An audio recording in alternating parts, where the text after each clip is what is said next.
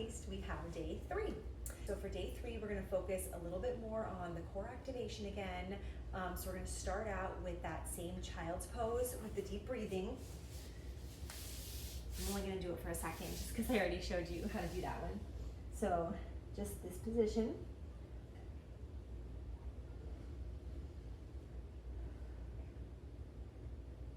Okay, then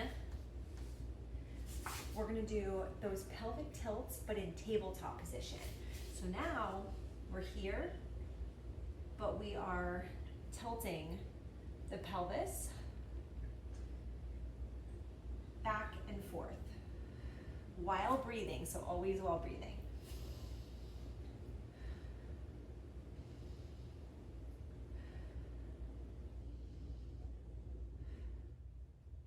Okay. Then we're going to go back to our heel slides.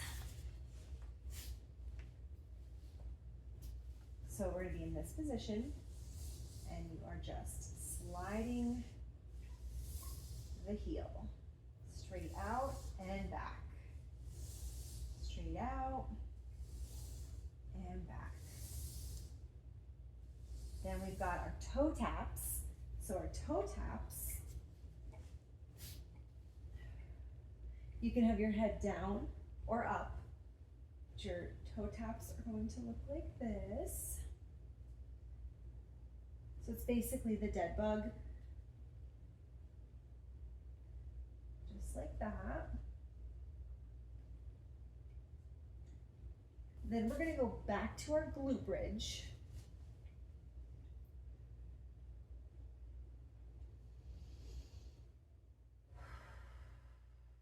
So make sure you're adding in that breathing. So inhale.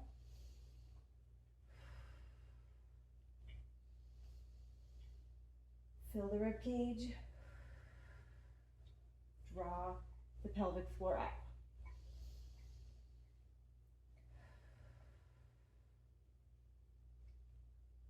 Half roll.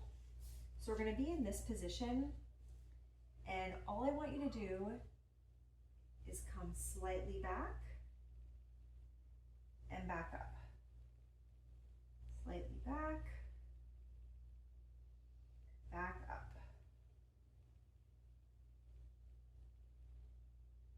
Just like this.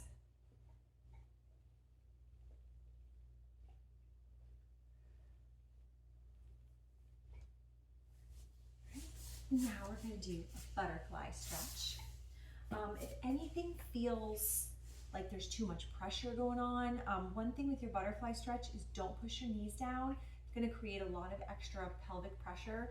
Just kind of grab your toes and lean forward.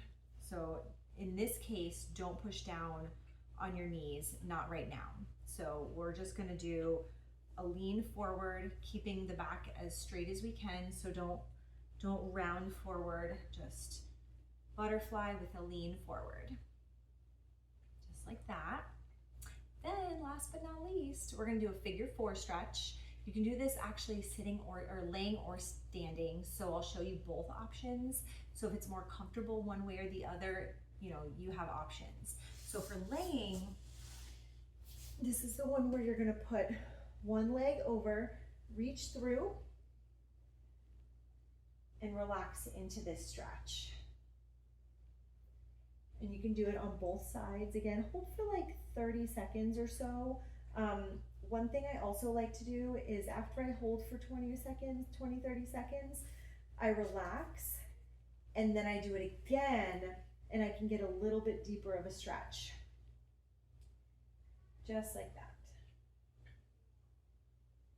Now, if you wanted to do this one standing, you can. This one's a little tougher if you know, we're working on balance too, so hold on to something and you want to sit kind of down into it, just like this.